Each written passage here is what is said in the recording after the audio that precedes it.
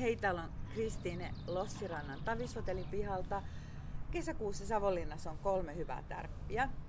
On tämmönen taiteesta moneksi näyttely, joka kiertää Riihisaaren museosta aina rantoja pitkin Villa Suruttomaan. Siellä on paljon, se on osa tällaista Design-vuoden tapahtumaketjua. Se alkaa jo kesäkuussa. Ja kesäkuun alussa avaa myös Retretin taidemuseo Punkaharjulla tässä naapurissa. Ja sinne pääsee suoraan Savonlinnan keskustasta ihanilla höyrylaivoilla ja junalla sitten, paikallisjunalla pääsee takaisin Savonlinnaan majoittumaan vaikka Lossirantaan tai tänne Tavikseen.